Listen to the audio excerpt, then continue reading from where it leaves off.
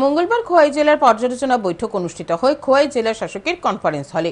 এদিন আয়োজিত জেলা পর্যালোচনা বৈঠকে উপস্থিত ছিলেন পূর্ব ত্রিপুরা আসনের সাংসদ কৃতি দেবী দেববর্মন। সাংসদ হওয়ার পর এই প্রথম বৈঠক করেন তিনি। তাছাড়া উপস্থিত ছিলেন খোয়াই জেলার জেলা শাসক চান্দিনী চন্দ্রন সহ জেলার উচ্চপদস্থ কর্মকর্তারা। জেলার বিভিন্ন দপ্তরের আধিকারিকরা এদিনের এই বৈঠকে উপস্থিত ছিলেন।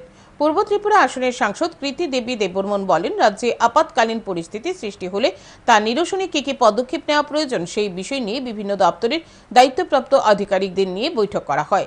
এছাড়াও বাকি জেলাগুলিতেও তিনি বৈঠক করবেন।